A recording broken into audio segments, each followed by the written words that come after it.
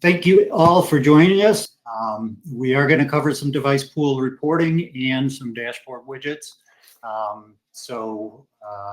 First of all, what is a device pool? Device pools could be a collection of devices that share a common set of configurations. They can be created for many different things. We've seen out in the field, different office locations, each one having their own device pool. Different buildings in certain campuses. Each building may have, may be assigned to their own device pool. Job functions, call center agent, administrative office workers could each have their own device pools. So we're gonna go through some reporting and go through those. For the case of, for instance, the different locations. If you've got, say you've got a location in New York, one in California, one in Illinois, and they kind of share departments, or not share departments, but they each have the same departments in each of those locations. If you were to run a report on the department, you would get data for all three locations, that specific department. Utilizing device pools, you could narrow that down and say device pool of Illinois or Chicago, whatever your location is, and then that specific department or departments, and that'll just focus on that location's department. So great way to quickly create reports that way. I've got some other examples I can show you. So let's get started with the reporting. First off, as I usually start any reporting webinar, I usually start off in this history screen. We're not going to spend a lot of time here because there's not a whole lot we can do. It's more going to be in the reporting and the dashboards. But I did want to show, once you come in this history screen, we can pop in here, and if I just simply type in the word pool, it's going to give me my three choices. I can run a report or base my report on originating device pool, terminating device pool, or our combo of originating and terminating. For purposes here, I'm going to use mostly the originating or terminating device pool. So if I choose that, then click my add criteria, you're going to notice this drop-down list, and it's populated. So it's pre-populated here, and what this does, this gets its information from Call Manager with either an Excel query, or if we do a nightly sync to gather this information. Anytime, if you're not familiar with Variphy and our CUCM reporting, anytime you see a field that has this CUCM as part of the field name, that means that data does not come across in the CDR.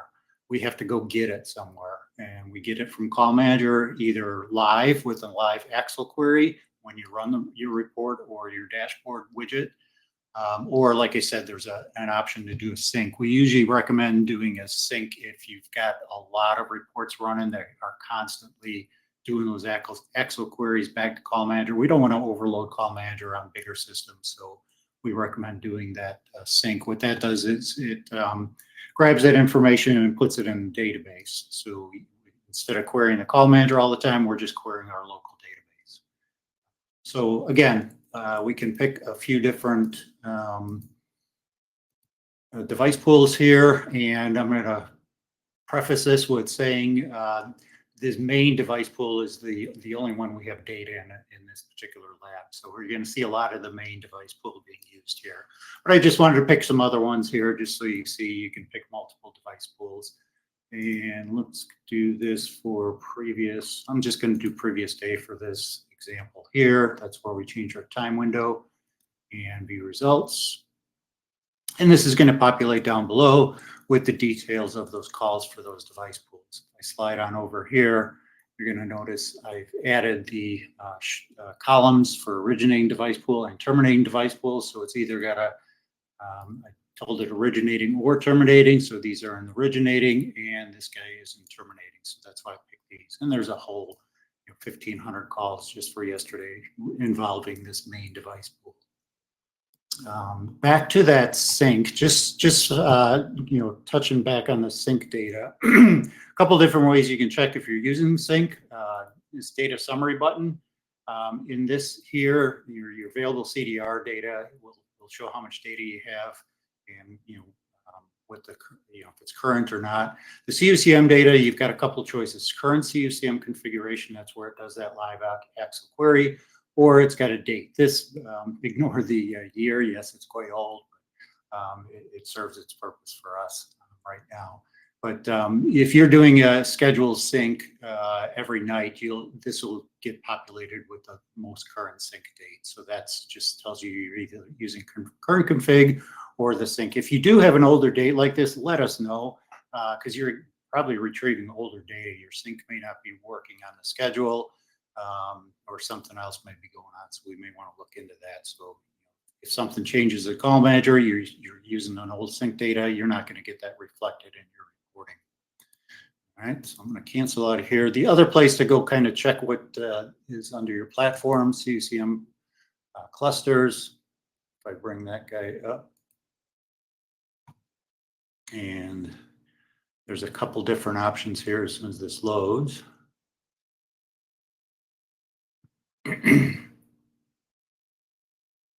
Be stubborn on me today. All right. So we're dealing with our Mexico City cluster. You notice I have a sync tab here. I can go to the sync and notice use sync data. So it's using that sync data here. All right. And then it gives you a status of your last sync attempt, last sync success. This should be enabled on a working system. So just wanted to go through that. So let's kind of go into the reports. I did pre-create some reports here, and it's easier if I just search for them instead of going through all those reports. So basic device pool report. I'm just going to go through this. This is very high level. And if I do my search set, just like in that history screen, I chose a few different device pools.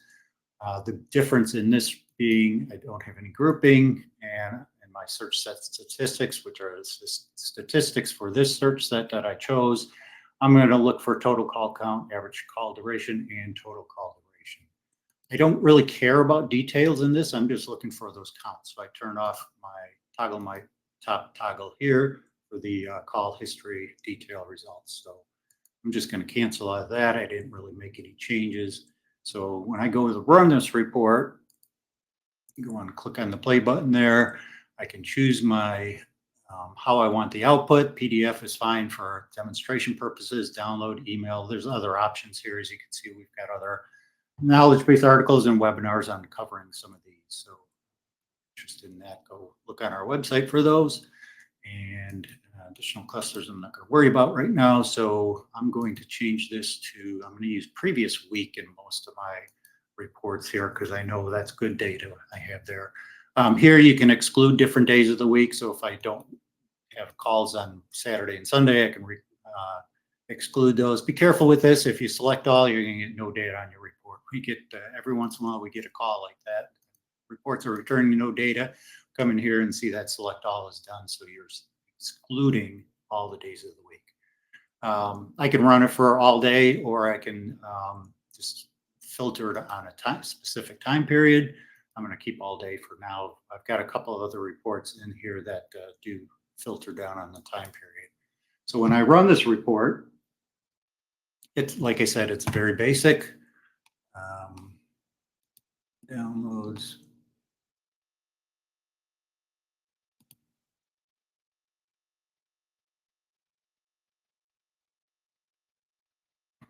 And basically gives me what I searched for in my search criteria. This can be eliminated from the report, make it look a little bit cleaner where you don't see your actual search. But for our demonstration purposes, it's nice to have there. Again, total call count, average call duration, and total call duration. I did have this broken down by hour as well. So you can see there's a lot of, my 12 a.m. to roughly 5, 6 a.m. There's not that many calls. So I may want to trim that time period down. And then, just report on 7 a.m. to maybe 6 or 7 p.m. By trimming it down, you're also not going to break this down. I think if 12 hours we can put in here. So, you'll only have one of these here. It looks a little bit cleaner as well. So again, basic, just, how many calls am I getting on these device pools I chose, and, average duration and total duration for those broken down then again by hour, so you can see where your busy hours for those devices. Taking a little bit further, say I got those device pools and I want to see totals for each of the device pools. Yeah, I like the grand total, but I want to see what each device pool is doing. Keeping my same search set, originating or terminating, choose my device pools. And the grouping is where I'm going to group by device pool first. And then within each device pool, I'm going to further group or summarize by the device name. I'll leave this on. I think I've got call history details turned off. So let's go ahead and run this guy.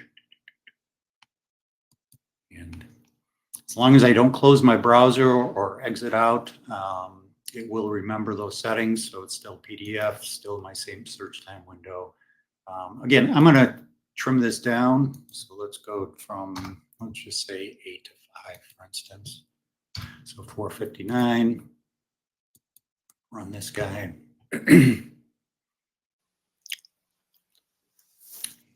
Once that comes up, we'll have our grand total as well as a total for each device pool. Again, like I mentioned before, our main device pool has the call record, so you're going to see. Can you zoom in a little bit, Jim? Sorry, yeah, certainly.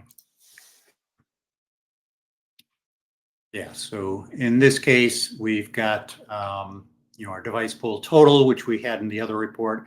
Again, main is our main device pool, so that's got all the calls. But if you notice, it's got the main device pool with the calls, and then broken down by each device and how many calls and their total call duration for those. If I scroll on down, sorry about making you dizzy here. If I am, I just wanted to get to the next point, which I don't know.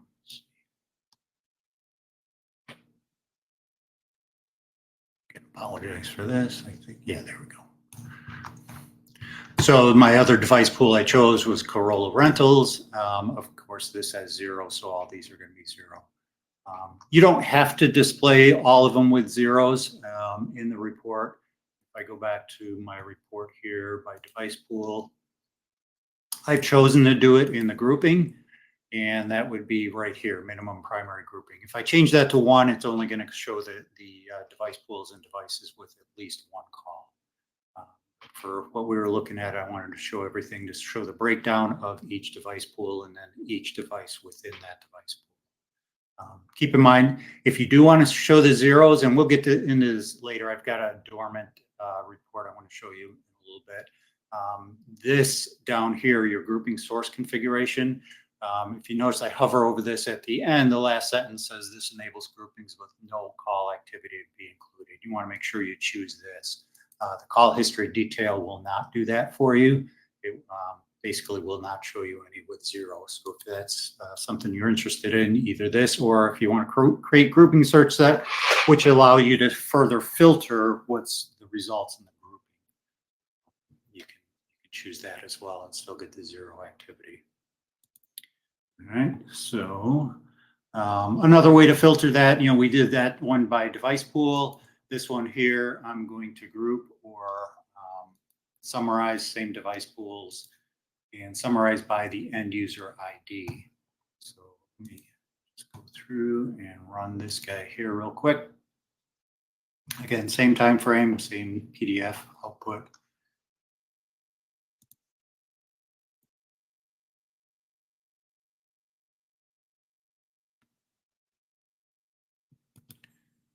Open that guy up.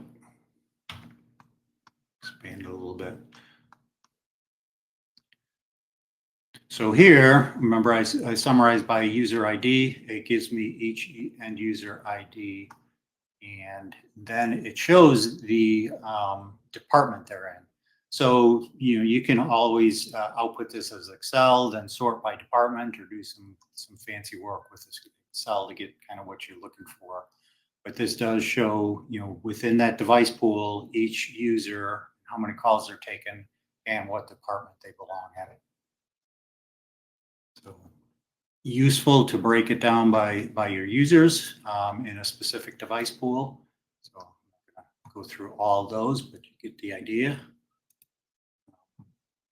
And then next we're going to, again, this is an example of the specific location and just reporting on the department in that location.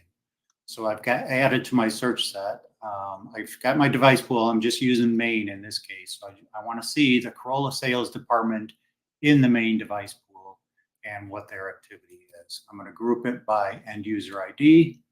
And similar to what I did in that last report. Once this completes, you're going to see just for that device pool, that department, because if I ran it for the department, I could get data for other device pools or other locations that have that same department. So here's my Corolla sales, 97 calls, and the breakdown for each person in that department. I did sort it by total call count, so you'll see the person with the most calls at the top, and goes down and shows the person with 0 phone calls. Just real quick, where I did that was in the grouping. You get display end user, so we want to display it like that, and then your sort I did by total call count. You could do name label, which is going to alphabetize those people, those names, but it's best. I like to see it best with the highest to lowest call count. There's a lowest to highest. You can, if you want to do it just the opposite, you could do that, with the lowest people on the top. So let's go to, so that kind of covers those device pools, different ways to summarize those by department, by user ID, by device pool itself. Another thing we get asked is capacity utilization using device pools. We do have quite a few templates on this. I don't think this is a template report that we have, but it's pretty easy to create. I'm just going to focus on my main device pool that has all that data, grouping by department. And if I scroll down here, notice I don't have that box for total call count or what my stats are going to be, because I'm just concerned with grouping or with utilization, capacity utilization. So I've enabled these to turn on all activity summary. I'm going to get some charts and activity tables. And that's based on the grouping, so for each department, I'm going to get those stats. And then for the overall search set, which is the main device pool, I'm just going to show a table. I'm not going to show a graph or anything for the overall device pool. So let's go and run that guy.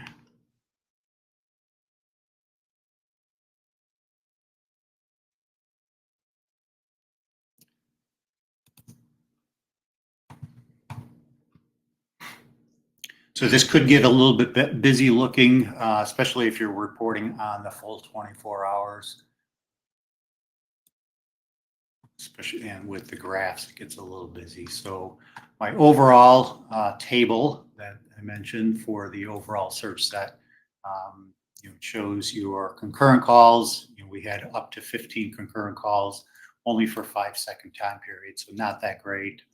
Most of our calls concurrence were within the 4 to 6 range. And then here's the breakdown by department for a activity summary. Just gives you some different ways to report on that: call stream utilization, peak concurrent stream utilization, and duration in that with total calls for each department. And then if I go down here, this is where my graphs come in. So for each department, this is the accounting department within that main device pool. I can get my peak utilization for each department. Sorry if that's too small. I can make that a little bit bigger. Some of these are not too many calls, but some of them do get a little bit busier here like this. And it is broken down by day. This is just for current or previous week, so it shows each of the days. I am excluding Saturday and Sunday, so it's just Monday through Friday, and a different color for each one. We're going to go through that. Then another thing we get asked quite a bit is dormancy. So which device pools or which devices in my device pool are not being used that I can do some cleanup on them. And let's see this one here. Yeah, so I'm going to look at my device pools. Again, Corolla, Maine, and Corolla sales. I know I have calls for Maine because we've just been using it, but these should show up with no utilization on them. So a lot of these device pools will be dormant. So I'm grouping it by device pool and then further grouping it by device name within that device pool. Make sure I run the right report.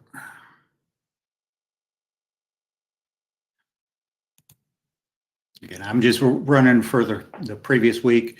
You're probably, if you're interested in this, you're probably going to run it for a longer time period, say 3 to 6 months. I will say this is a pretty labor intensive report as far as getting the results back. This was pretty quick, but we don't have a lot of device pools, a lot of devices in those pools. So it could get pretty labor intensive.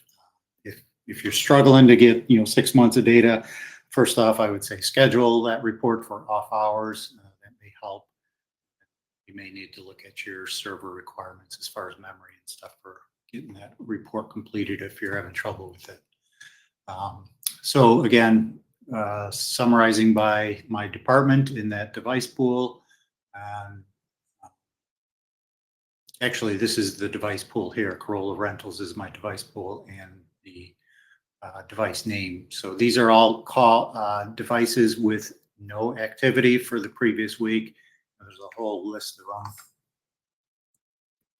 Obviously, the total call count's going to be 0 with no call activity on them. But it's a good way to, see which devices are not being used in a certain time period.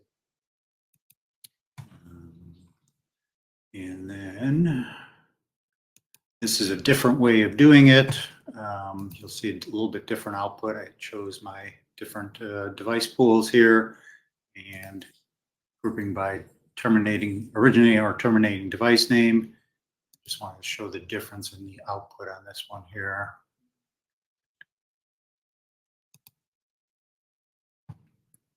We're running short on time here. I do want to get to some of the widgets, so I'm going to go through this real quick here and then go over to the widgets. John owes me a couple minutes of time for his. Yes, I do.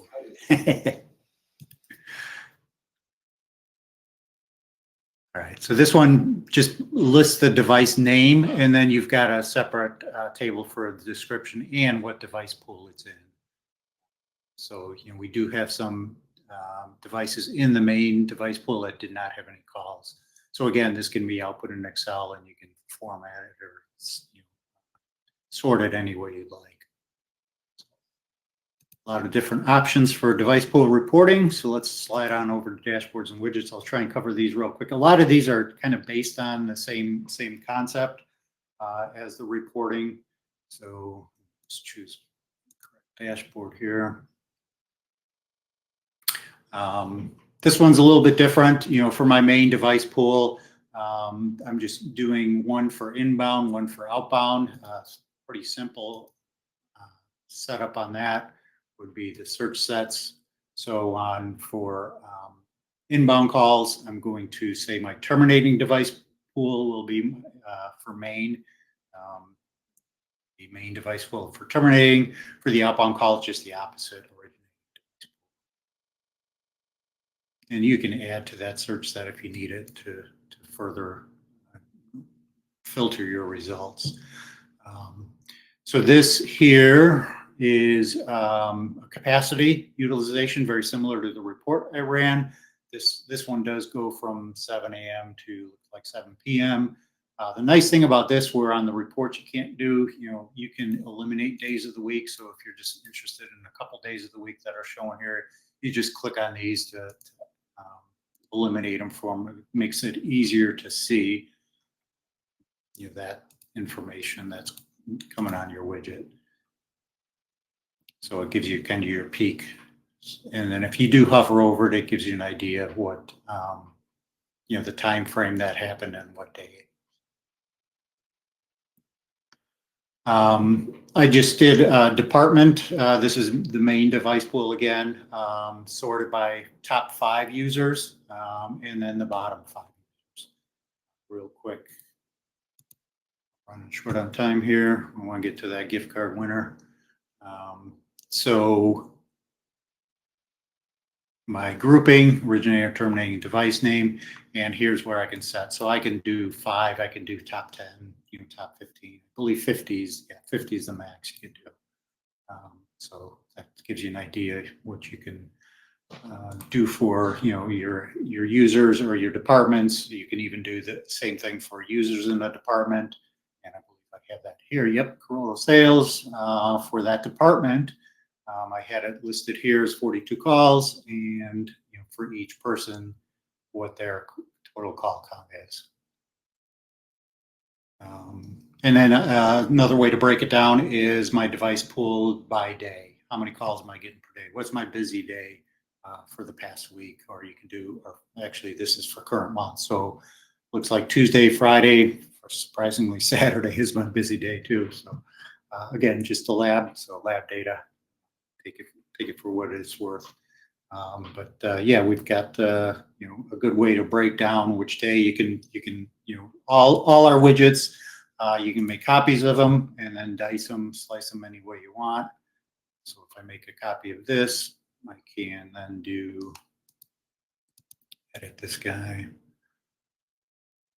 And instead of day of week, I could do hour of day, or I could do week. If it's for a monthly one, I could do a week.